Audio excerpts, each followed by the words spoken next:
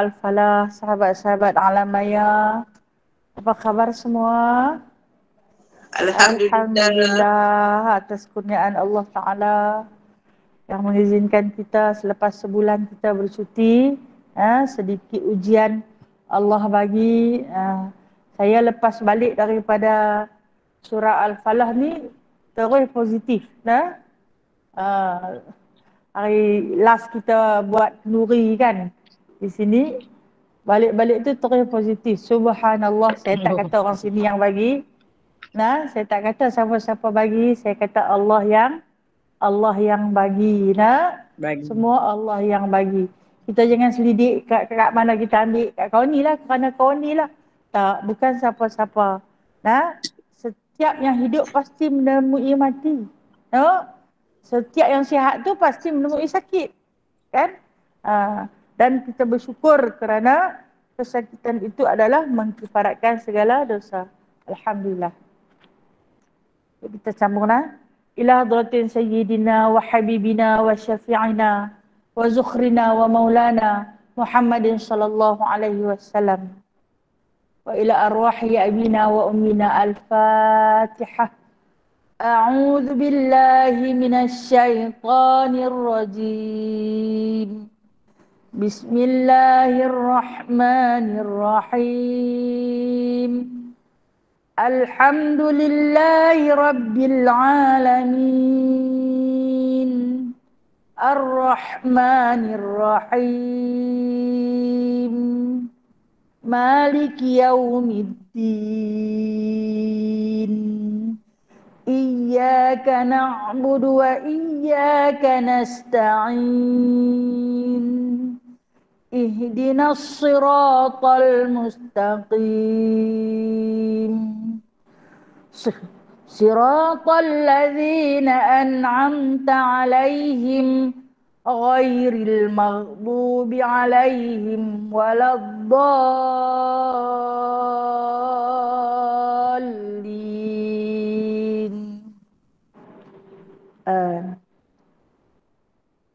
Kita baca selawat tafrijah dulu selawat nariyah. Allahumma salli salatan kamilatan wa sallim salaman tamman ala sayyidina Muhammadin alladhi tanhallu bihil uqadu wa tanfariju bihil kurabu wa tuqadha bihil hawaiju wa tunalu bihir raghaibu wa husnul khawatimi wa yustasqal ghamamu biwajhil karim wa ala alihi wa sahbihi fi kulli lamhatin wa nafasin bi'adadi kulli ma'lumin lak birahmatika ya arhamar rahimin. Bismillahirrahmanirrahim. Rabbi shrah li sadri wa yassir li amri wahlul 'uqdatam min lisani yafqahu qawli. Allahumma shalli ala sayyidina Muhammad wa ala ali sayyidina Muhammad. Rabbi yassir wa la tu'assir. Rabbi tamim bi khair ya karim. Subhanaka la ilma lana illa ma 'allamtana innaka antal alimul hakim. Innaka antas sami'ul alim. Innaka antat tawwabur rahim. Amma ba'du fa ya ibadallah, sahabat-sahabat ukhwah sekalian yang dirahmati Allah.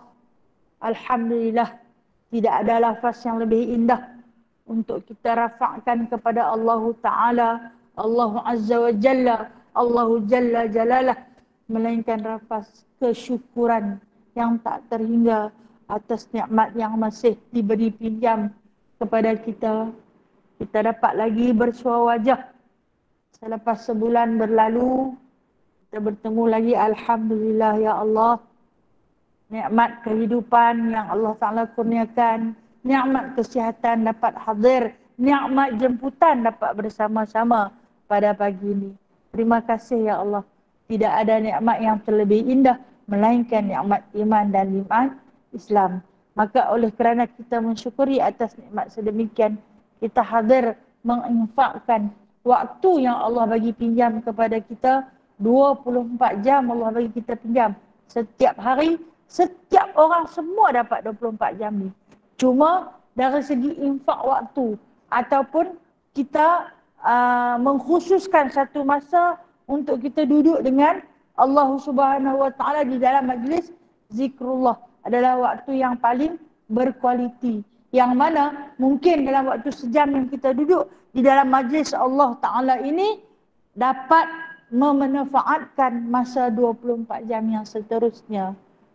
Mudah-mudahan hati kita yang gelap akan ada sedikit cahaya menerangi kegelapan. Kegelapan yang ada dalam hati kita ini dia ibaratkan seperti jahil yang bersarang.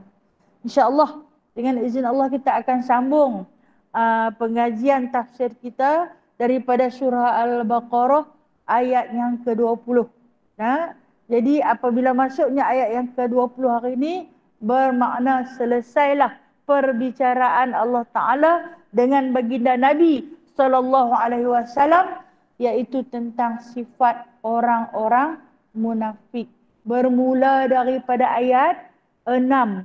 Allah Ta'ala telah pun merangkaikan.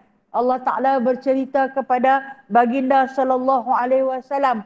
Macam ni, macam ni, macam ni. Perangai orang-orang munafik. Sampai ke ayat 20. Betapa di sini Allah Ta'ala mengambil berat keadaan Nabi SAW. Macam mana nak kenal orang munafik. Macam mana nak hindarkan diri daripada menjadi orang-orang munafik. Ini di antara pendidikan yang Allah Ta'ala terus beri kepada Nabi SAW. Dan Nabi yang bersifat Ar-Ra'uf. Apa maksud Ra'uf? Penyayang. Nabi share dengan kita melalui surah Al-Baqarah. Yang mana saya selalu kata, setiap kali saya tafsirkan surah Al-Baqarah ni, saya selalu kata, sebahagian besar daripada kita boleh hafaz muka depan, muka surat 1, muka surat 2, 3, 4, 5 dan 6. Boleh hafaz. Sebab apa? Sebab mungkin dia di antara surah pertama yang kita baca bila kita buka Al-Quran kan. Kalau Tok Guru Kampung tu dia nanti kata, buka juh ya. Juh dia kata. Buka juh alif lam mim. Kan? Dia tak kata, buka surah Al-Baqarah. Kalau buka alif lam mim. Alif lam mim. Kita pun tahu dah. Kalau juh alif lam mim tu kita tahu. Orang kampung, lagu kita ni, juzuk dipanggil juh. Sahur dipanggil sok. Kan? Mangkit makan sok. Bahasa yang sebenarnya sahur. Kan? Juzuk. Hampir balik, hampir merambut. Kira orang kata orang Pulau Pinang ni, orang utara. Bukan saja Pulau Pinang lah. Kedah paling utara lah. Dia punya bahasa kasar didengar. Tapi baik kan? Baik, walaupun kasar baik. Selalu ajak orang main rumah dia makan nasi. Makan nasi ada selalunya kari lah. Kan? Alhamdulillah baik. Kita baca dulu ayat yang ke-20 ni. Apa dia firman Allah Subhanahu Wa Ta'ala. A'udzu billahi minasy syaithanir rajim. Yakadul barqu yakhtafu absarahum kullama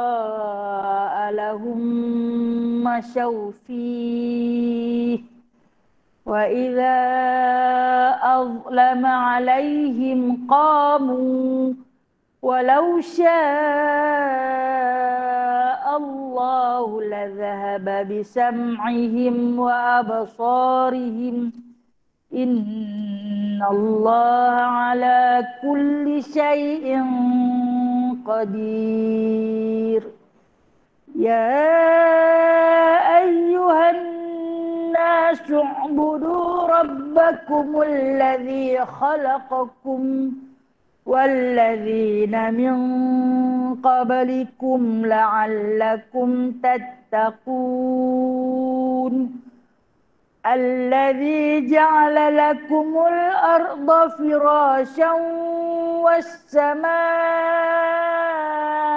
بناء وأنزل من السماء ماء فأخرج به من الثمرات رزقا لكم فلا تجعلوا لله أندادا وأنتم تعلمون. Sadaqallahul azim. Kita berhenti setakat itu dulu dah, insyaAllah. Tak ada masa kita sambung. Baik. Ayat yang ke-20 Allah Ta'ala sebut yakadul barqu yakhtafu absarahum. Maksud dia nyarislah. Nyaris ni hampir sangatlah. Apa dia? Barqu. Barqu ni disifatkan atas nama barqu kilat. Nah, kilat itu menyambar penglihatan mereka. Tiap-tiap kilat yang menerangi mereka, mereka pun berjalan padanya. Dan apabila telah gelap atas mereka, mereka pun berhenti. Dan jikalau Allah menghendaki, nescaya Dia hilangkan pendengaran mereka dan penglihatan mereka. Sesungguhnya Allah atas tiap-tiap sesuatu adalah amat kuasa. Kalau kita baca ayat ni, kertilah. Kertilah apa dia cerita. Kata dia nak cerita pasal orang, sifat orang munafik. Tapi pasal apa dia cerita pasal kilat nak sambak pula? Yakadul barqu yakhtafu absarahum. Kata Allah, hampirlah. Kilat itu menyambar. Menyambar apa? Menyambar pandangan. Pandangan mereka itu. Pandangan siapa ni? Pandangan orang-orang yang kufur akan Allah Subhanahu wa ta'ala. Baik, apa kita tengok perumpamaan apa yang Allah Ta'ala nak cerita ni. Cerita pasal kilat. Cerita pasal sambak mata. Kita duk tengok kilat ni selalunya hak yang macam orang tangkap gambar, macam flash. Klik. Itu dipanggil kilat. Ataupun di dalam tafsir Al-Jalalain, di mana dia ceritakan kilat itu adalah kilatan atau cahaya pedang daripada pedang malaikat. Ketika mana malaikat memburu iblis yang cuba mendengar nasib setiap umat manusia di lapisan langit bumi.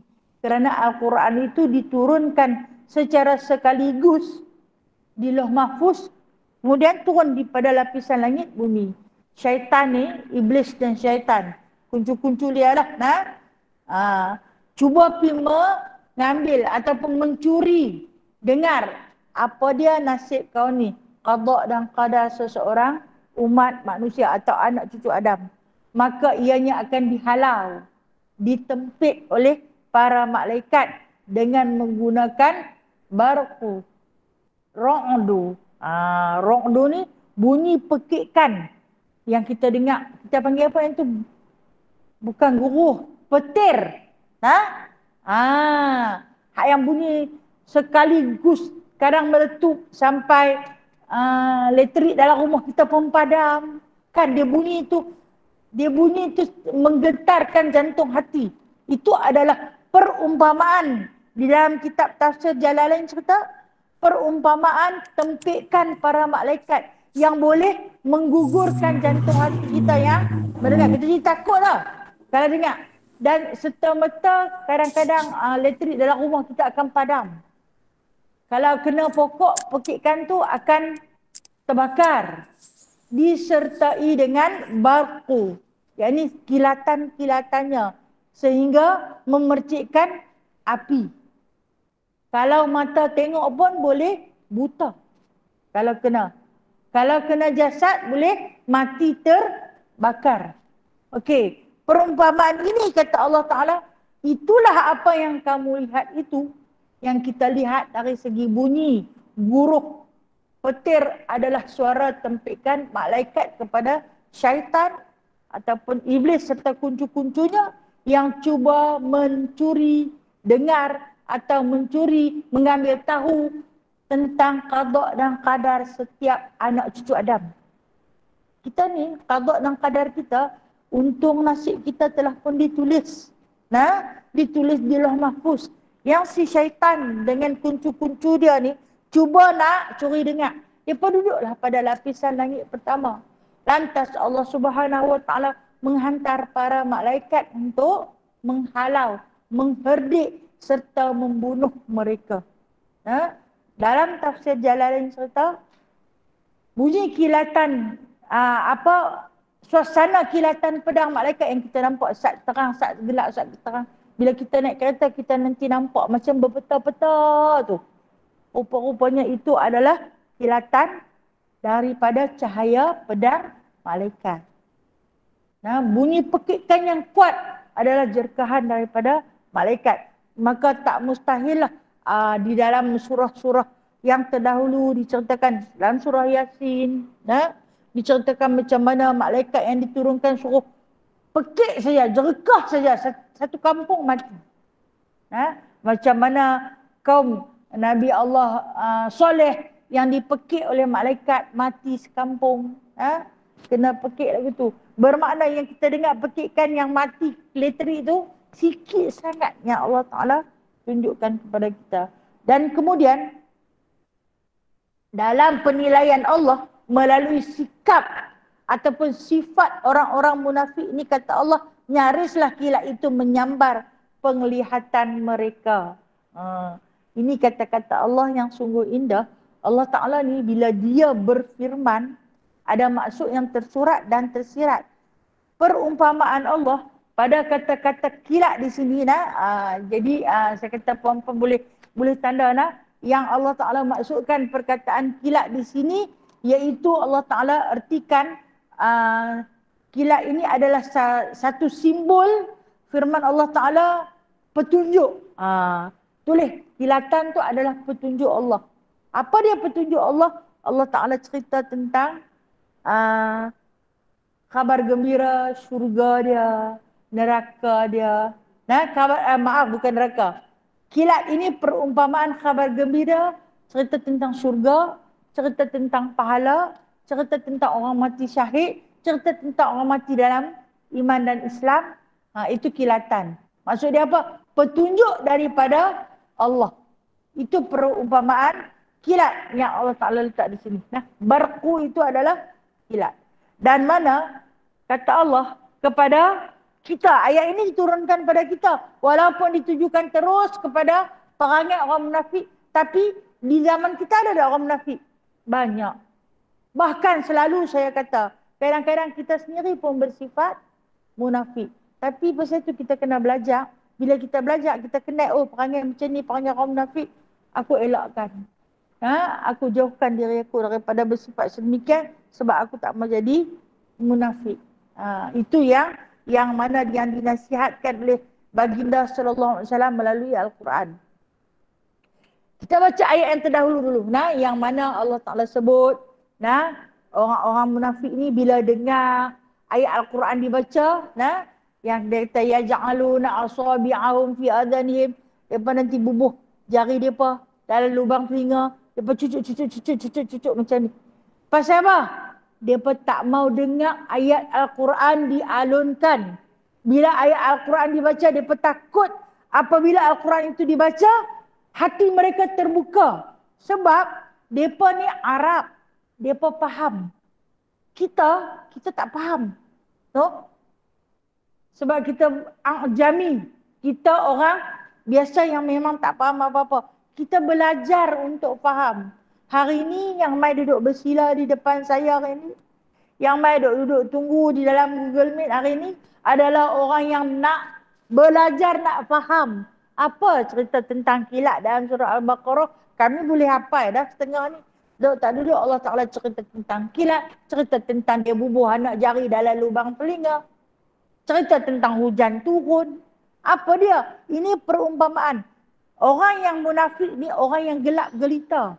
Nah, apa yang dimaksudkan orang yang gelap gelita ni? Dia tak ada petunjuk daripada Allah. Hang hajak pilah dia macam mana pun. Hang cerita pilah tentang nikmat syurga ke. Hang cerita pilah tentang azab neraka ke. Dia boleh mendengar tapi dia tak boleh merasa.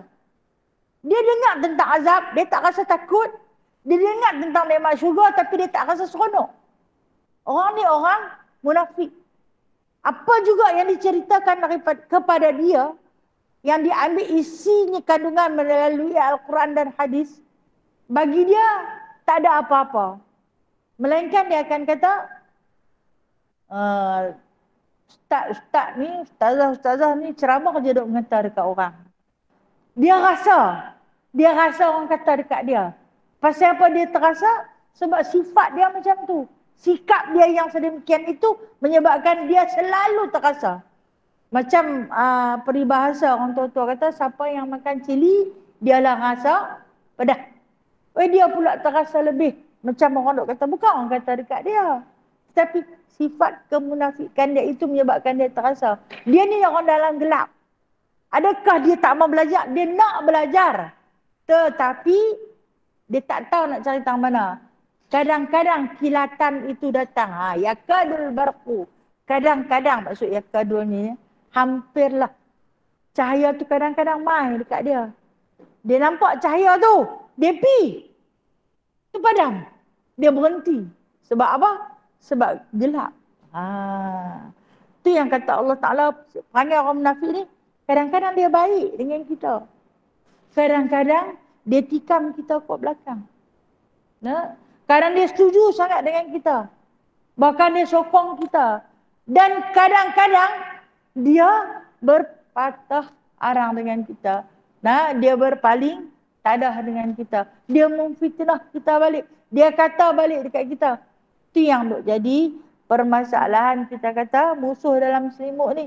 Ini adalah orang-orang munafik. Kata Allah Ta'ala perumpamaan dia pun macam ni lah.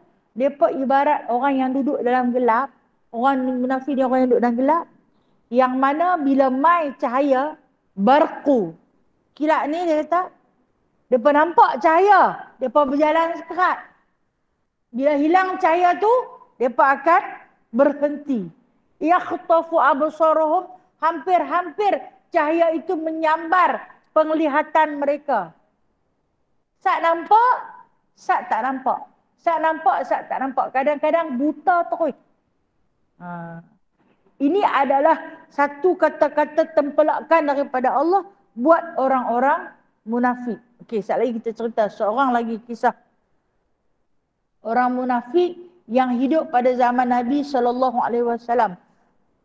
Yang paling terkenal atas nama Abdullah bin Ubay. Dan Abdullah bin Ubay ni dia ada kuncu-kuncu dia, pengikut-pengikutnya. Orang munafik ni dia ada satu kumpulan, satu puak. Paling bahaya dia duduk, dia berkawan dengan kita, dia hidup, dia makan minum dengan kita. Bahkan mungkin diri kita sendiri tak terkecuali daripada bersifat sebagai orang munafik. Na'udzubillah. Na'udzubillah. Sekali kita cuba kenal. Macam mana perangai? Adakah kita tergolong di antara perangai-perangai yang bakal kita sebutkan nanti? Yang mana nama lelaki pada zaman Rasulullah ni, nama dia Akhnas bin Saqafi. Akhnas bin Saqafi. Dia ni ikut Nabi SAW pergi berperang di dalam peperangan Uhud. Ikut Nabi pergi berperang. Akhnas bin Saqafi ni. Dia di antara orang-orang munafik. Di antara orang munafik. Kemudian yang ikut berperang sama dengan sahabat-sahabat Rasulullah, Akhnas ni, dia orang Madinah. Dia di kalangan penduduk Madinah yang tak berpuas hati apabila Nabi dilantik menjadi khalifah, jadi wazir. Kita berkata apa? Ketua Menteri Madinah. Sebab apa dia tak puas hati? Sebab dia nak Abdullah bin Ubay yang jadi. Tiba-tiba dilantik Nabi. Nabi tu siapa dia kata? Nabi ni adalah pendatang asing daripada bumi Mekah. Mai kepada bumi Madinah, terus jadi ketua. Mana boleh? Kami yang beranak di Madinah ni, kami yang memang penduduk asal Madinah, tak jadi, tiba-tiba orang luar pula mai jadi. Mereka duk harap Abdullah bin Ubay yang jadi ketua. Tengok-tengok Abdullah bin Ubay tak jadi. Jadi Akhnas ni dia di antara penyokong kuat Abdullah bin Ubay. Jadi bila Nabi ajak ikut berperang di dalam peperangan Uhud, pilah mereka kata, saat lagi tak pi orang kata apa pula. Pilah. Itulah yang dikatakan perangai orang munafik. Dia pi, dia buat baik. Berperang di jalan Allah tu satu perkara yang paling terbaik. Kalau mati dapat, apa dah? Mati syahid. Tak dihisab. Dalam kubur tak ditanya soalan munkar nakir. Di akhirat takkan dihisab. Dapat melintas siratul mustaqim seperti kilat. Laju. Baik kan? Jadi Akhnas kata, pilah, jomlah kita pakat-pakat ikut pi. Kalau tak pi sat lagi, dia kata kita ni penentang sangat. Nampak sangat. Kita pi. Dapat harta rampasan, kita ambil dekat kita banyak-banyak. Kemudian di kalangan sahabat-sahabat ni pun ramai yang ikut. Yang berperang memang lillahi ta'ala. Bukan kerana nak harta rampasan. Tetapi nak redha daripada Allah. Di kalangan sahabat-sahabat Rasulullah itu adalah di antara yang paling mereka benci Khubayb. Khubayb yang paling dibenci. Kenapa Khubayb yang paling dibenci? Sebab Khubayb ni tak elok. Sahabat Rasulullah ni tak elok, miskin, cacat. Kenapa dia cacat? Dia cacat pada bahagian punggung dan kaki dia. Dia jalan, kita kata kaki dia pendek sebelah. Khubayb ni kaki pendek sebelah. Kulit dia hitam. Belakang dia disiat oleh tuan dia. Satu ketika dulu semasa dia duduk di Mekah, dia masuk Islam, dia disiat kulit belakang dia ni dengan besi panah. Menyebabkan di atas siksaan yang amat lama, azab yang begitu perik dihadapi kerana dia beriktikad tidak ada Tuhan selain Allah dan Muhammad itu sebagai pesuruh Allah. Maka dia diazab, dia dizalimi oleh Tuhan dia untuk tempoh masa yang begitu lama. Tahu dia kena sampai macam mana? Sampai tahap dia ikat dia macam kita duk panggang ayam tu. Ikat tangan dan kaki dia, lepas cucuh api di bawah. Dia punya lemak kan, bila kita bakar ayam tu kita nampak dia punya lemak tu menitik. Itulah yang berlaku kepada Khubayb. Tak pada dengan tu, dia juga disiat dengan besi panas dan menyebabkan kaki dia sebelah jadi pendek. Kan kena bakar, kita panggil layong lah. Kalau orang Pulau Pinang dia panggil layong kan. Layong, lepas tu isi kita akan mengecut. Tapi Allah Maha Pengasih, Allah tak matikan dia, Dia cuba menghadapi azab yang begitu lama, yang dikatakan sehingga menitik-nitik minyak lemak daripada belakang dia tu masuk dalam api di bawah tu. Punya azab. Khubayb menghadapi tekanan dan siksaan. Jadi muka dia juga disiap dengan besi panas. Tak cantik lah, tak elok lah. Ikut Rasulullah dalam perpindahan. Rasulullah suruh di antara sahabat yang awal-awal yang baginda sallallahu alaihi wasallam selamatkan adalah Khubayb. Rasulullah kata, pergilah kamu ke Yathrib. Waktu itu Madinah belum ditukar nama lagi. Maka diletak dengan nama Yathrib. Pergilah kamu, hai Khubayb. Pergi duduk di sana lebih aman. Orang sana terima kita. Dia cacat dah masa tu, kaki dia dah jadi pendek sebelah.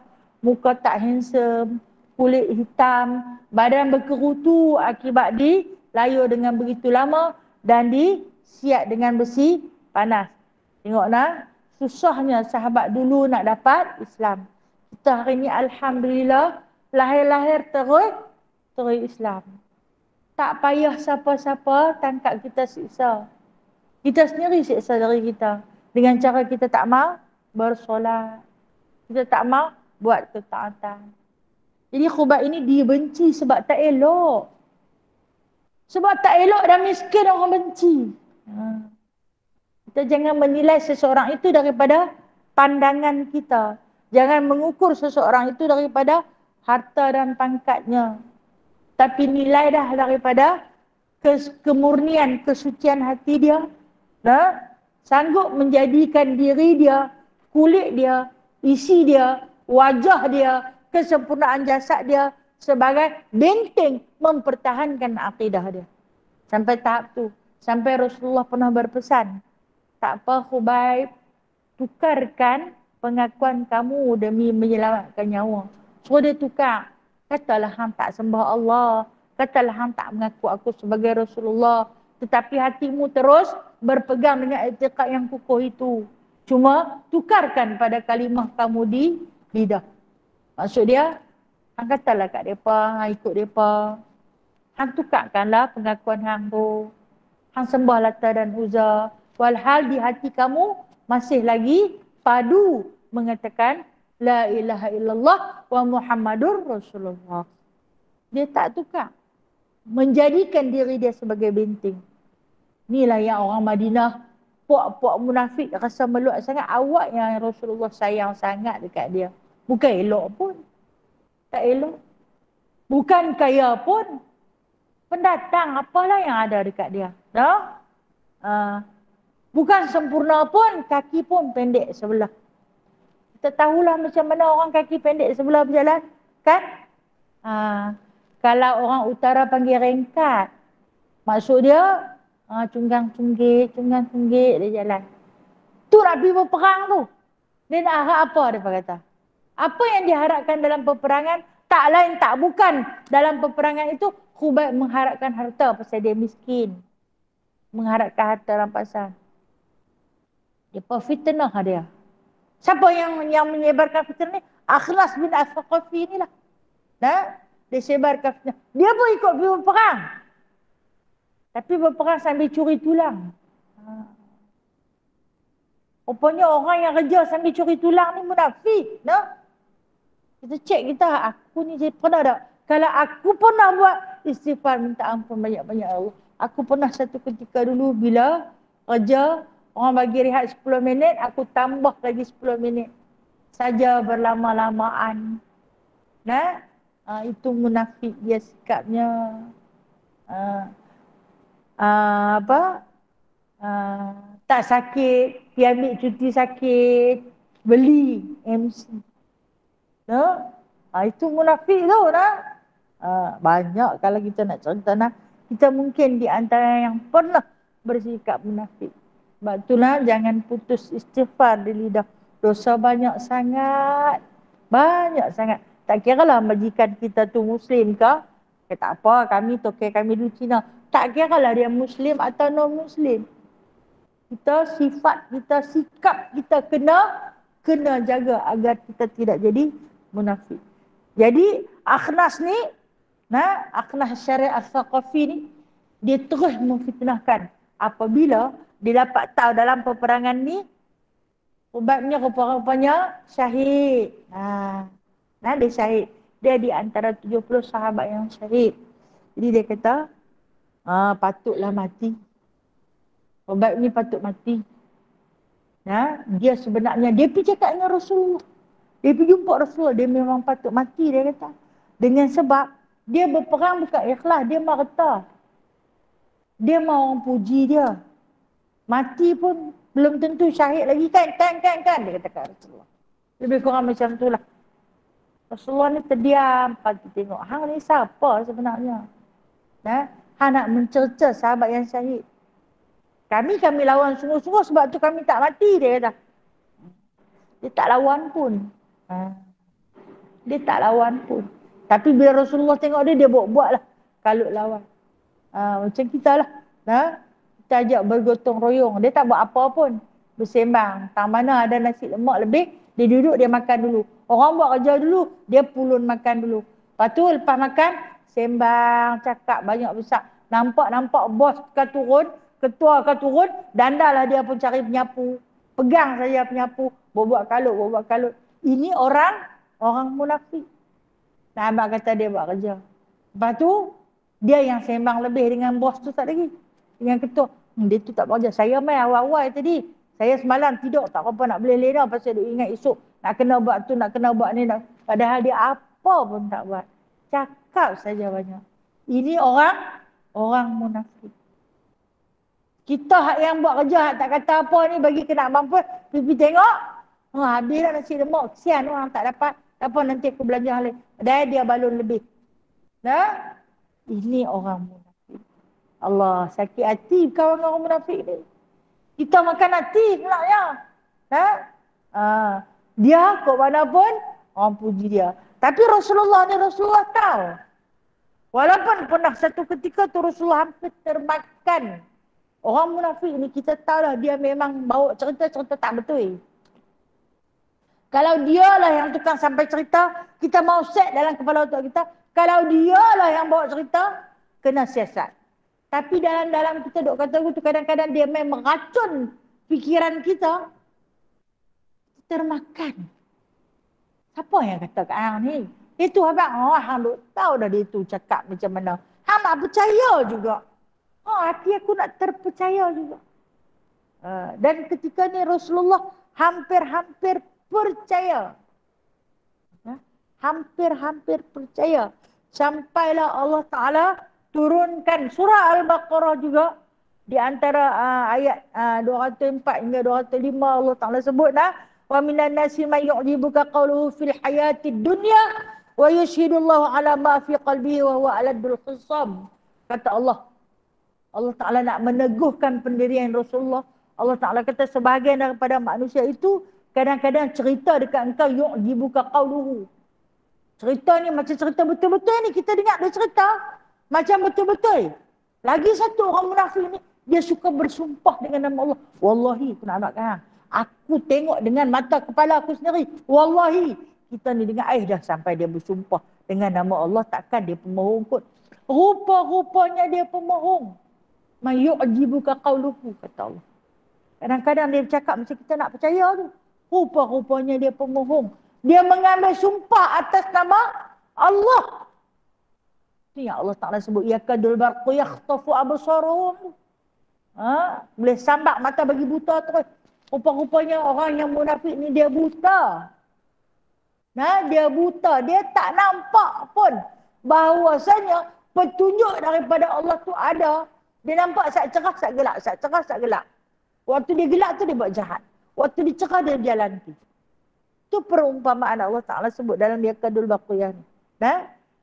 Kalau dia menjadi saksi, wa yushhidullahu ala ma fi qalbi. Allah Ta'ala tahu. Allah Ta'ala lah yang menjadi saksi apa yang ada di dalam hati dia. Wa huwa aladul khisam. Kata Allah Subhanahu wa Ta'ala, tak lain tak bukan yang ada di dalam hati dia adalah yang paling-paling kerah.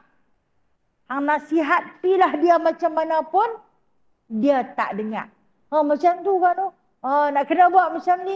Macam seolah-olah dia taat sangat. Tapi sebenarnya dia tak ambil pakai pun.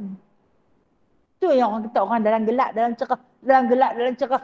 Barqu yakhtafu absarahum. Perumpamaan Allah Ta'ala. Ini ayat yang ke-20 ini adalah kesimpulan daripada perangai orang-orang munafik. Sat baik, sat jahat. Sat baik, sat jahat. Yang mana satu hang ni? Kadang tengok-tengok duduk dalam kelompok orang baik. Oh, bagus sangat.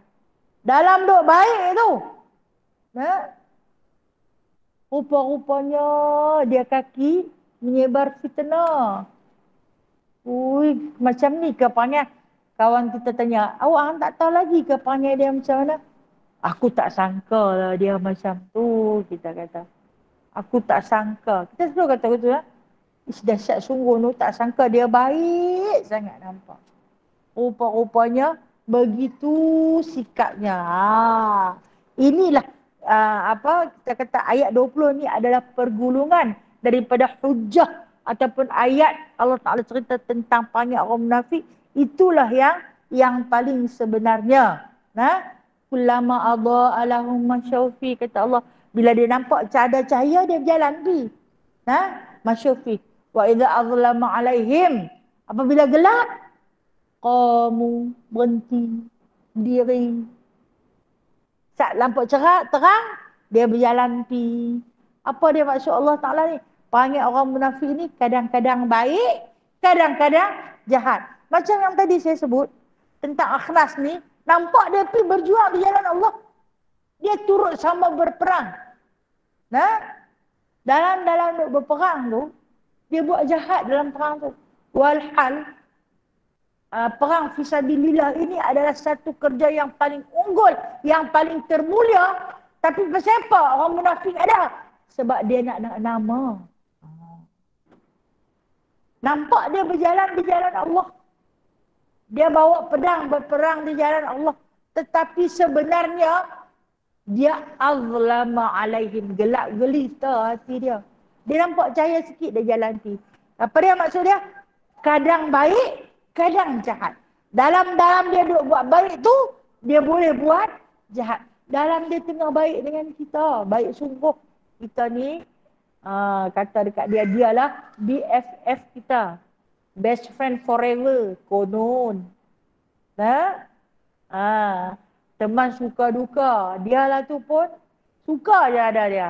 Duka dia tak mahu dia belah. Rupa-rupanya dia seronok kalau dengar kita ditimpa musibah. Depan kita dia kata kesian, Kak Hang, Hang kena macam ni. Tetapi dia pergi kat kawan-kawan dia, padan muka aku suka dia kena benda tu. Biar dia rasa. Ini adalah kawan munafik. Tu yang kata, bila dia tengok kegelapan dia berhenti. Dia tak tahu nak pergi ke mana. Dia cuba cari cahaya lagi. Walau sya'allahu la zahaba bisam'ihim. Kalau Allah Ta'ala kehendaki, la zahaba bisam'ihim. Kata Allah, nescaya aku akan hilangkan pendengaran. Pekakkan telinga bagi yang tak dengar dah. Biar dia pekak telinga, absarim, buta mata. Biar dia tak nampak dah sampai bila-bila. Pasal apa? Innallaha ala kulli syai'in qadir. Kerana sesungguhnya Allah Ta'ala itu di atas tiap-tiap sesuatu amat berkuasa. Allah Ta'ala ni atas tiap sesuatu. Maksud dia, walaupun di atas makhluk yang sebesar zarah. Makhluk yang sebesar zarah ni besar debu. Kalau Allah Ta'ala tak izinkan, boleh tak debu tu terbang? Tak boleh. Yang kata tiap-tiap sesuatu Allah itu amat berkuasa. Allah Ta'ala boleh hilangkan terus. La zahaba bisam'ihim. Bagi pekak terus telinga mereka. Bagi buta terus mata mereka. Tapi Allah masih lagi memberi peluang kepada puak-puak munafik ini untuk terus mencari barqu. Barqu ni maksud dia petunjuk daripada Allah. Macam kita orang Islam, petunjuk ada mai tak? Mai tak petunjuk? Ada. Saya percaya hari ni, orang Islam Malaysia, setiap rumah semua ada Al-Quran. Betul tak? Semua di dalam setiap rumah. Bahkan kita orang Malaysia ni melimpah ruah dengan Al-Quran. Berbeza dengan penduduk-penduduk yang luar negara yang miskin. Mereka terpaksa tulis di atas papan batu nak hafaz Quran. Sebab mereka tak ada Quran. Kita yang berwakaf pada mereka.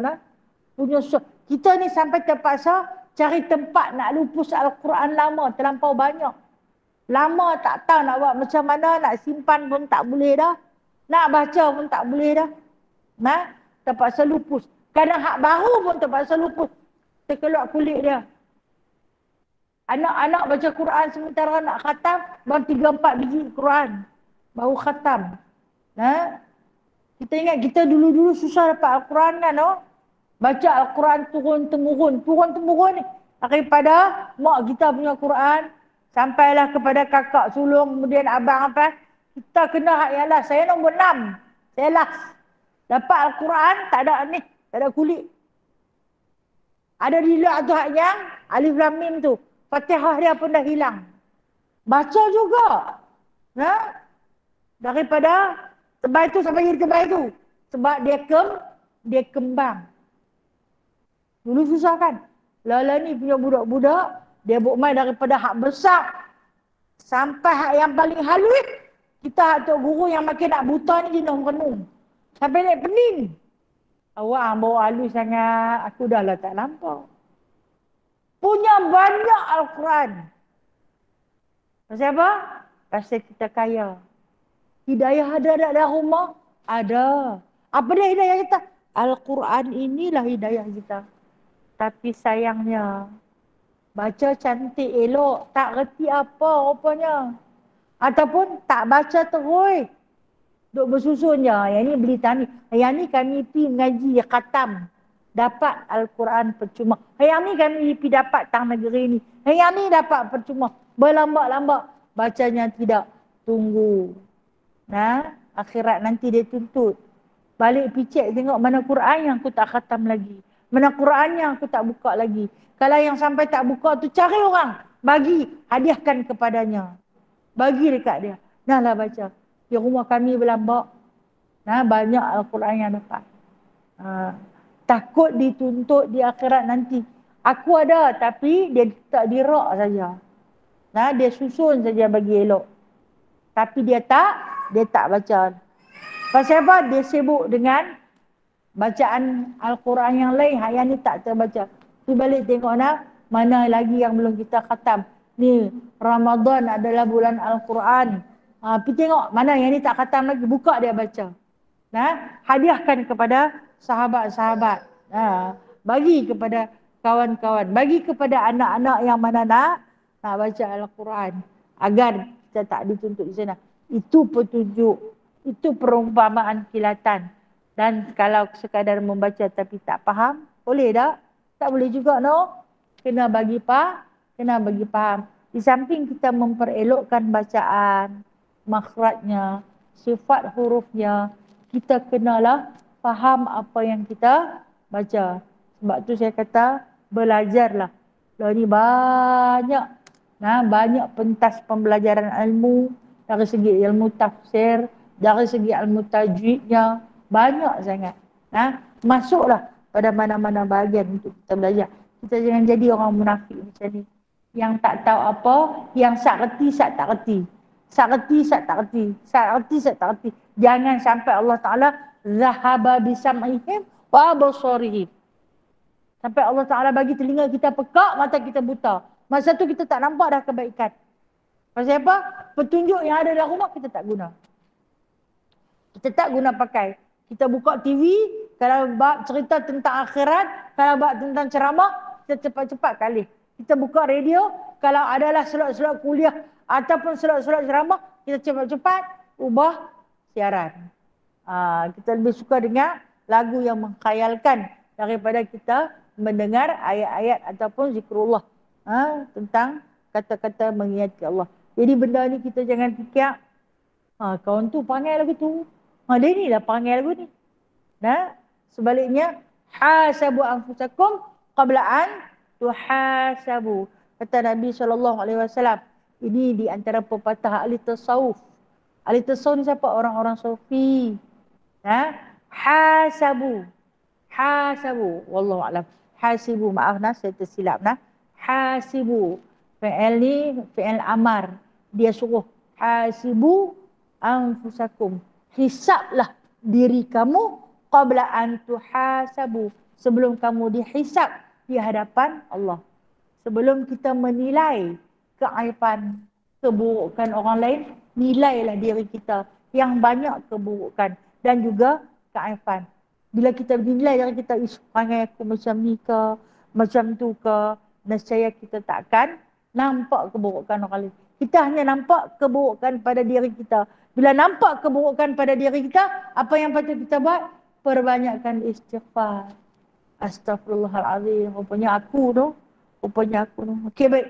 Salah satu daripada sifat orang-orang munafik yang Rasulullah maktubkan di dalam beberapa hadis-hadis sahih. Kata Nabi SAW, orang-orang munafik ini yang pertama apabila dia berjanji, dia akan dusta janji dia. Berjanji rajin. Berjanji selalu. Tapi tak pernah tepati. Yang dia sebut janji dicapati tu. Tau? Janji bukan main. Bulan bintang. Padahal apa pun tak ada. Okey, kita berjanji. Walaupun kita berjanji dengan anak kita. Anak kecil. Jangan teriak. Saat lagi petang mau bawa ronda-ronda. Kita pujuk dia tak mau bagi dia teriak. Petang lagi kita pergi jalan-jalan tamu. Okey. Itu janji. Dia pun dalam sebab tangis dia sengak. Oh, saat lagi mak aku nak bawa aku jalan-jalan. Itu janji. Remeh kot janji dengan anak. Kiri main petang dia pun tunggulah. Oh tak boleh pi. Hari ni aku tunggu lah. Dia carilah alasan dia nak mau. Antara permulaan ciri munafik. Walhal berjanji dengan budak kecil saja. Berjanji dengan ahli keluarga saja. Antara permulaan ciri-ciri munafik. Jangan. Kalau kata kita tak boleh, minta maaf kat dia. Boleh ke mak minta maaf kat anak? Jangan duk ingat kita mak ni betul semua nak. Pada ketika-ketikanya kita lah pembohong paling kuat. Dia kata walaupun sekecil-kecil janji, maka wajib kita tunaikan selagi mampu. Kalau tak mampu, nyatakan alasannya. Bagi tahu dekat dia sedemikian-sedemikian. Kemudian kata Rasulullah, bila bercakap suka pembohong. Kalau dia cakap tu, ada saja yang tak betul. 10 dia kata, 1 boleh pakai. 9 lagi, pembohong. Bukan main kalau cakap, wallahi. Di antara sikap orang munafik ni, dia suka menggunakan nama Allah. Habis kita bila dengar, dia kata, dia sampai dah bersumpah dengan nama Allah, takkan kot dia nak pembohong. Rupanya dia pembohong. Dia masih lagi menipu. Apabila dia beri amanah. Ini sifat yang ketiga. Apabila dia beri amanah. Apa juga amanah yang dia beri. Apa dia? Pertama sekali kita ni amanah apa? Rahsia orang. Ni aku nak cerita dekat hang ni. Jangan cerita dekat siapa-siapa. Aku percaya dekat hang seorang saja. Aku kat adalah kat Olim tak cerita. Dekat suami aku pun aku tak cerita. Dekat mak aku tak cerita. Dekat adik-beradik aku tak cerita. Aku cerita dekat hang seorang saja. Hanglah sahabat aku dunia akhirat. Tak apa. Aku pegang tadi. Kawan tu pun ceritalah. Amanah tu. Kan? Apabila dia beri amanah. Kita pun dengar-dengar. Kesian kat hang gini. Rupa-rupanya kawan kita tu munafik. Atau mungkin kita ni munafik. Jumpa orang tu. Aku nak habaq kat hang sebenarnya macam ni. Tapi aku cerita kat hang, yang cerita kat Oleh. Dia pesan kat aku, jangan cerita kat siapa-siapa. Dia tak cerita kat siapa-siapa. Kat suami dia, kat mak ayah dia, kat anak dia cerita. Dia cerita kat aku seorang je. Tapi pasal ada hang tanya sangat, aku cerita kat hang. Hang jangan cerita kat siapa-siapa. Sifat apa ni? Sifat munafik. Dalam kita duk pesan tu. Dia pun tahu itu amanah. Apabila diberi amanah, dia khianat. Khianat lah. Dia dah bocok dah rupa-rupanya. Dia dah terlepas dia cerita pada orang lain. Hak yang nombor 2 dapat cerita apa, dia pun sampai tu. Hanya cerita kat siapa-siapa. Dia tak bagi cerita. Dia pesan dekat aku, mak ayah dia semua tak tahu. Kat anak pindah dia tak tahu. Kawan tu saja tak. Kawan tu kesian, kau tu habaq kat aku. Dan ni kau habaq kat hang, jangan cerita kat siapa. Dengan ayat tu lah. Jadi telefon karat. Dapat kat telefon karat, masuk dalam radio buruk. Dia nyanyi kerah. Mula telefon hak karat tu. Lepas telefon karat, dia masuk radio buruk. Masuk radio buruk, dia menyanyi meranjau. Maklumlah radio buruk, dia bukan nak nyanyi ikut tema, ikut melodi dah. Dia pergi ikut lagu-lagu cakap dia. Ini yang katakan bermula daripada sifat orang munafik. Apabila diberi amanah, dia khianati. Apa lagi yang disebut orang-orang munafik ni? Dia malas beribadah. Kata Rasulullah, cara nak kenal orang munafik ni, dia malas beribadah. Tapi kalau dengan orang ramai, rajin tu. Ada orang ramai, sembahyang sunat qabliyahnya, sembahyang ba'diyahnya. Kalau sembahyang jemaah ni, seronok Nabi. Cari pelekong yang lawa-lawa pakai. Padahal duduk di rumah, sembahyang ujung-ujung waktu saja. Tapi kalau pergi berjemaah bukan main dengan tasbih panjang 1000. Zikir ketuk-ketak, ketuk-ketak, ketuk-ketak, ketuk-ketak. Walhal kalau seorang, apa dia tak kata. Malas beribadah bila sendirian. Tapi kalau dengan orang lain, sujud lama. Orang lain sampai habis dah bagi salam. Dia tak bangkit-bangkit lagi. Padahal kalau seorang-seorang, macam ayam patuk padi, tungtak, tungtak, tungtak, tungtak, yang bangkit. Tak duduk apa lama-lama. Kemudian apalagi ciri-ciri ataupun sifat orang munafik ni. Kedekut di jalan Allah. Dia suruh orang sedekah, dia tak bagi. Apalah, dah ramai dah pakat bagi. Nanti-nantilah aku bagi. Kalau nak keluar daripada poket dia ni, daripada kantung dia ni, Allah berkira sangat. Tapi kalau dengan orang dia lah yang kuat kempen. Dia sendiri, tak ada apa. Bagilah. Sikit saja. Sikit saja ni nak guna untuk lain ni. Banyak lagi. Tak hiraukan orang-orang miskin. Kalau tengok orang miskin benci, meluat. Tapi bila bercakap kesian. Tapi bila tengok orang miskin dia meluat. Ini adalah ciri-ciri orang munafik. Lagi satu, apa dia lagi? Kata Rasulullah, dia suka membesarkan kesalahan orang lain. Kalau orang buat salah, kalau orang yang buat silap, dia nanti cerita macam kau tu buat dosa besar. Dia suka cari salah orang. Salah dia sendiri, dia tak nampak. Kalau sikit saja, kita manusia, bukan sempurna kan? Kita manusia tak sempurna. Dalam ketidaksempurnaan kita tu, kita cuba buat baik. Tidak? Kita cuba buat yang terbaik. Tapi sebagai manusia, kita tak sempurna. Adalah kekurangannya. Dia ni, dia tak nampak kebaikan yang kita buat. Dia cari satu kesalahan. Silap sikit saja. Dia nanti nak sebut yang silap tu. Dia nak jadi senda gurau. Dia nak gelak atas kesilapan kita tu. Macam kita ni jadi tukang masak lah. Masak dalam rumah lah. Masak dalam rumah. Masak ni sedap lah. Hari-hari ahli keluarga suka makan. Kerana sekali tu terlupa buah garam ke tak boleh lagi. Buah ke tak boleh lagi. Rasa-rasa macam tak boleh lagi. Rupanya bubur dah. Kita pun pergi bubur. 2 kali bubur lah. Makan-makan masih bekak ni lah. Dah 2 kali double-nya buah garam. Yang hari-hari lain dia bermakan tu sedap elok. Kerana sehari kita masing dia duduk sebut situlah. Allah rosak je hati. Hak yang sedap dia pun tak puji. Hak yang tak sedap yang tu lah yang dia duk sebut. Ini adalah ciri orang munafik. Tapi kalau orang ambil dia tak, dia selalu buat elok. Hari itu dia tersilap.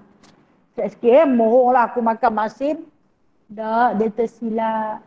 Hari lain dia masak nasi elok. Kali itu termantah. Korang sikit ayak mantah. Duk sebut situlah yang tak elok. Ini adalah sifat orang munafik. Okey, cek balik dari kita. Hasibu anfusakum qabla an tuhasibu. Hisap balik dari kita. Aku macam ni ke ya Allah. Aku macam ni ke ya Allah. Lagi satu, sifat orang munafik kata Rasulullah. Dia paling takut pada kerosakan di muka bumi ni. Dia dengar tu dia takut. Nak kiamat dah ke? Nak kiamat. Dia duk kalut. Dunia nak kiamat dah ke? Betul ke dunia nak kiamat? Tapi tak ada persediaan dia. Dia duk kalut je. Dunia dah akhir zaman, dunia dah nak kiamat. Tambahlah ni kan, ada media sosial ni. Baru masuk, dunia dah akhir zaman, dunia nak kiamat. Begini. Kalut saja. Tapi dia tak ada apa-apa persiapan. Takut tu. Kalau kiamat jadi macam ni. Kita yang Islam yang beriman dengan hari kiamat, kita tahu kiamat bila-bila masa boleh datang. Boleh hadir. Bukan kita nak kata kita bersedia dah. Tapi kita percaya. Kalau dia nak bagi esok kiamat boleh tak? Awak pula tak boleh. Kalau dia nak bagi saat lagi kiamat boleh tak? Awak pula tak boleh. Kerja dia. Innallaha ala kulli syai'in qadir. Allah Ta'ala itu di atas tiap-tiap sesuatu amat berkuasa. Kita beriman. Tapi kalau orang munafik ni dia paling takut. Pasal apa? Dia tahu dia dosa banyak. Di antara perkara-perkara yang paling dia takut.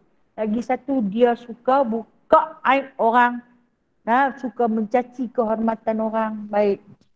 Saya kata di antara sifat-sifat yang Rasulullah sebut ni, cuba cek ada tak dalam diri kita. Jika ada, tak payah cerita ke orang, aku macam tu, aku macam tu. Itu aib kita, no? Jika ada, istighfar banyak-banyak. Ya Allah, aku pernah macam tu, ya Allah. Aku pernah macam ni, ya Allah. Aku pernah khianati kawan aku, ya Allah. Aku pernah bocor rahsia kawan aku, ya Allah.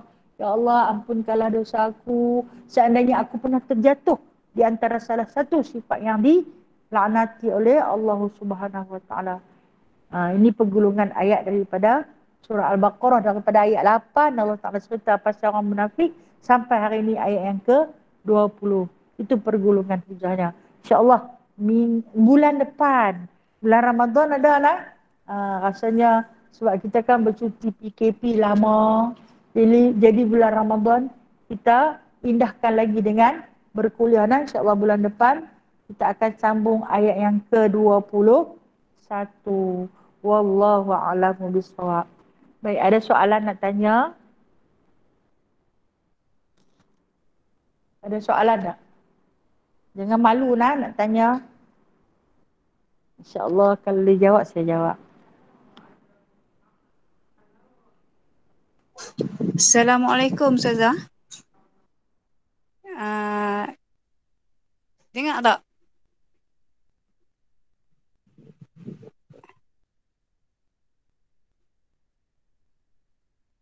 Tak dengar. Baik ni ada soalan ada soalan daripada sahabat kita berkenaan dengan kisah sahabat Alamaya. Saya jawab adakah solat diterima orang yang bersifat munafik? Tidak. Adakah solat diterima? Baik. Menerima ataupun tidak sesuatu amalan itu adalah hak Allah. Saya tak berani nak kata tak diterima. Tetapi yang disebut oleh Allah daripada surah-surah, ayat-ayat terdahulu yang kita baca, orang-orang munafik ini amal ibadah dia tidak diterima oleh Allah Subhanahu Wa Taala dengan sebab dia mengkhianati pada kata-katanya, dia mengkhianati pada perjanjiannya, dia mengkhianati pada amanah yang diberi. Maka seluruh amal ibadah mereka tak diterima. Dengan sebab itu kita ambil daripada satu hadis, apabila matinya Abdullah bin Ubay, anak dia mai jumpa dengan Rasulullah, nak suruh Rasulullah sembahyangkan jenazah, Allah Ta'ala halang. Allah Ta'ala kata itu orang munafik, hang jangan pergi. Walaupun Rasulullah bagi rida Rasulullah kepada anak Abdullah bin Ubay, nah pergi balut ayah hang dengan rida aku. Sekali lagi aku pergi sembahyangkan dan doa untuk dia. Turun satu ayat menegur Nabi, jangan pergi sembahyangkan dia. Sebab segala kebaikannya Allah Ta'ala tolak.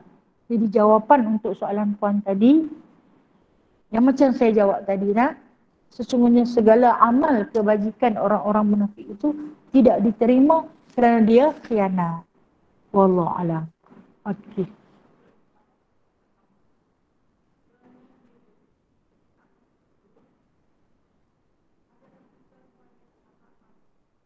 Okey. Baik. Baik, terima kasih. Kalau kita ada sahabat yang sedemikian, kita ada sahabat yang kita suka kawan dengan dia, tapi dia ada perangai macam tu. Apa yang patut kita buat? Tegur dia dengan penuh kasih sayang. Ceritakan kepada dia dengan penuh hikmah. Tu yang kata, ajak dia belajar. Ceritakan tentang ayat-ayat Al-Quran. Ceritakan tentang sahabat-sahabat Rasulullah. Macam mana Rasulullah tolak orang munafik. Agar dia tahu diri dia macam tu. Tapi cerita dengan penuh hikmah. Kita cerita diri kita macam tu dekat dia. Kemudian dia yang terasa, aku pun perangai macam tu juga.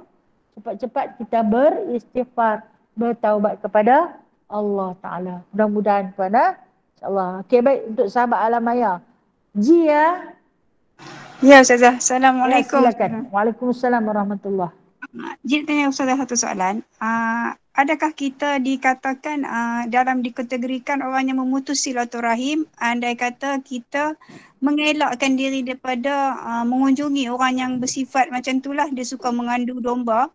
Bila kita pergi tu, dia asyik cerita pasal orang ni, contoh macam itulah. Jadi kita elakkan diri daripada jumpa dia supaya tak jadi masalah tu berlarutan. Sebab Afsal jumpa je, dia suka cerita pasal orang. Kadang-kadang dia create cerita macam nak laga-laga ke orang. Jadi untuk mengelakkan daripada jadi pergaduhan, kita elak jumpa dia. Adakah kita dikategorikan orang yang memutuskan silaturahim? Okey, baik. Saya tasihkan soalan daripada sahabat Alamaya. Dia tanya, adakah kita dikategorikan sebagai orang yang memutuskan silaturahim apabila kita tak berkawan dengan dia? Kita ada orang yang kita kenal macam tu, bila kita nak pergi ziarah, nak menghubungkan silaturahim, dia ada cerita saja pasal orang. Dan kita tak selesa dengan suasana macam tu. Dia nak cerita pasal fitnah lah, cerita pasal ni, gini. Dan kita ada sahabat yang memang sikap dia macam tu. Apabila kita ni nak berubah, nak mengambil pendekatan lebih dekat dengan Allah dan Rasul, kita cuba elak berkawan dengan dia. Adakah kita dikategorikan sebagai orang yang memutuskan silaturahim? Tidak. Sebaliknya, pesan baginda SAW, elakkan kamu terus berkawan dengan orang macam ni. Sebab dia virus. Dia nanti masuk dalam hati kita. Cakap-cakap dia, mula kita tu dalam duk tak mau percaya. Tapi bila dengar-dengar, dandan. Betul ke dia ni tu? Aku rasa macam tak betul. Tapi hati tu dah jadi goyang. Kan hati qalbu. Masuk qalbu ni ada berbolak balik ni. Dalam percaya, tak percaya. Hang dah tahu dah dia memang pandai dia macam tu. Dia suka cerita pasal orang. Dia suka fitnah pasal orang. Macam mana hang boleh percaya? Hang tak tahulah hati aku ni. Qalbu. Berbolak balik. Jadi adakah kita ni, bila kita tak pergi dah dekat dia, adakah kita kategori orang memutuskan silaturahim? Tidak. Ini kata Rasulullah. Tidak. Sepatutnya kita jauhkan orang yang bersikap sedemikian. Kita cuba elakkan dia. Apabila kita nasihat dia tak boleh ikut. Kita kadang-kadang sembah, tak usah cerita sangat pasal orang. Tak baik tu, tak ada bukti. Aku dengar orang lah cerita. Tak usah dengar cerita orang. Dia pun kadang sampai kat kita bukan cerita yang dia tahu pun. Kalau dia tahu pun Pak Munafik ni dia tambah-tambah. Tu yang saya kata bila dapat kat telefon karat, dah berkarat-karat, dapat pula kat radio buruk lagi dia nyanyi. Jadi kita tak termasuk di antara orang yang memutuskan silaturahim bila kita tak mau kawan dengan dia. Wallahu a'lam. Okey, ada soalan lain? Assalamualaikum Ustazah. Waalaikumsalam, ya. Ya Janita. Ya Ustazah, saya nak tanya, apakah hikmah Rasulullah sembunyikan para sahabat yang munafik, yang mempunyai sifat munafik ni? Contoh kat zaman kita ni, kita tahu ada sahabat-sahabat ataupun diri kita sendirilah kan, kata contoh sahabat lah kan, kita tahu kata sahabat kita ada sifat munafik tu kan. Adakah perlu kita macam menghindari ataupun kita macam mana kita nak meneladani sifat Rasulullah dengan sahabat yang munafik ni? Itu soalan saya. Baik, satu lagi.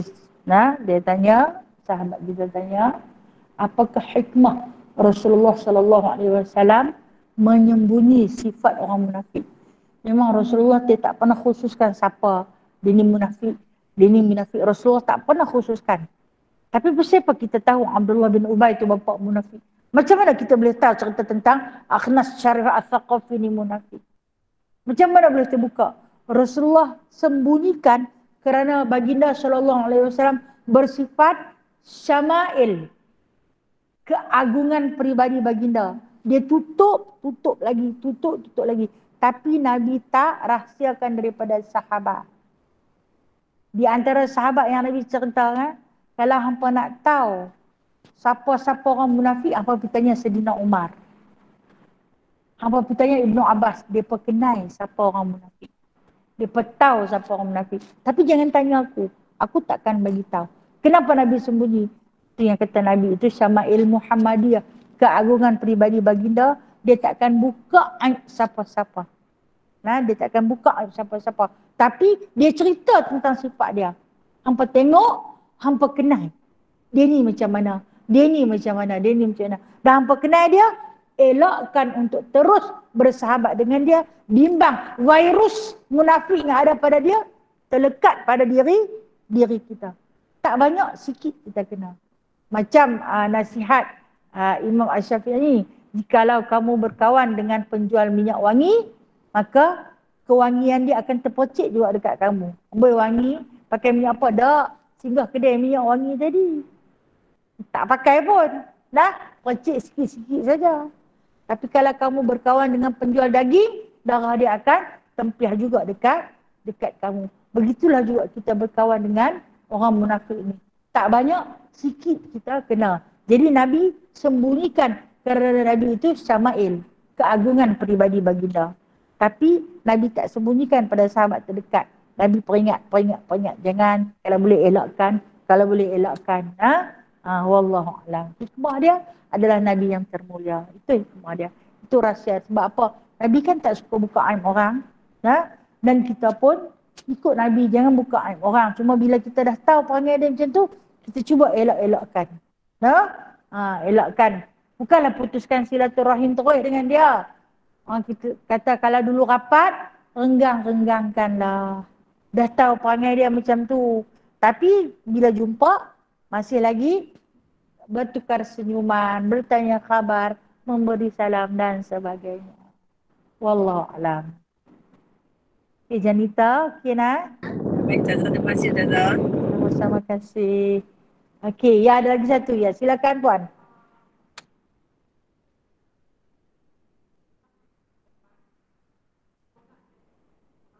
Okey, baik. Macam contoh orang munafik tadi, apabila dia bertaubat, adakah dia perlu qada solat? Tak perlu qada solat. At-taibu minaz zambi kama la zambala. Dia bersolat. Jadi saya kata dosa dia dikira oleh Allah, amalan dia tak diterima, kan? Jadi apabila dia bertaubat, adakah dia perlu qada balik solat dia yang dikatakan tak diterima? Tak perlu dia qada, kerana orang yang bertaubat daripada segala dosa itu dia ibaratkan seperti tiada dosa. Tapi kena taubat sungguh-sungguh lah, taubat main-main, taubat main-main. Tapi kalau kata orang yang jahil tentang pahala dan dosa, dia tahu, jahil macam mana pun manusia ni, dia tahu sembahyang tu wajib, tidak? Dia tahu sembahyang tu wajib. Dia mungkin jahil tentang benda lain, tapi bab sembahyang dia tahu wajib. Waktu sembahyang dia tak sembahyang. Dia tahu benda tu wajib, dia tak sembahyang. Dia meninggalkan solat kerana dia malas. Bukan kerana tak sampai seruan.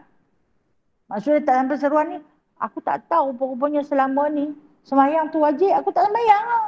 Tak tahu, tak ada siapa pernah abad kat aku. Kan? Orang macam tu, dia kalau dia tak tahu betul-betul, dia tak payah qada. Tapi kalau orang yang tahu sembahyang tu wajib, tapi dia tak pernah sembahyang, orang ni wajib qada. Adalah mustahil zaman kita lah ni, yang duduk di dalam zaman yang serba moden, serba canggih, tak tahu solat tu wajib. Tidak. Tak tahu puasa tu wajib. Tidak. Kecualilah dia malas. Orang ni kena qada. Yang tadi tentang munafik yang bertaubat tu, dia tak perlu qada. Wallahu a'lam. InsyaAllah, mudah-mudahan apa yang saya katakan ini benar kerana Allah. Yang baik itu datangnya daripada Allah. Yang lemah dan kurang itu adalah daripada kepincangan dan kekurangan diri saya sendiri. Saya mohon ampun dan maaf. InsyaAllah ada rezeki bulan depan. Ramadan kan, kita kembali berkuliah. Wallahu a'lam. A'udzubillahi minasyaitonirrajim. Bismillahirrahmanirrahim. Alhamdulillahirabbil alamin, hamdan katsira, hamdan yuwafi ni'amahu wa yukafi'u mazidah. Ya Rabbana, lakal hamdu kama yanbaghi li jalali wajhikal karim wa 'azimi sultanik. Allahumma inna nas'aluka 'ilman nafi'a wa fahman wasi'a wa 'amalan mutaqabbala wa taubatan nasuha wa tijaratan lan tabur. Allahumma rabbana la tuzigh qulubana ba'da idh hadaitana wa hab lana min ladunka rahmah innaka antal wahhab. Allahumma rabbana atina fid dunya hasanah wa fil akhirati hasanah wa qina azaban nar wa adkhilna jannata ma'al abrar. Ya Aziz, Ya Ghaffar, Ya Rabbal Alamin. Wa sallallahu ala sayyidina Muhammadin walhamdulillahi Rabbil Alamin. Taqabbalallahu minkum inna wa minkum taqabbal ya karim. Ustazah.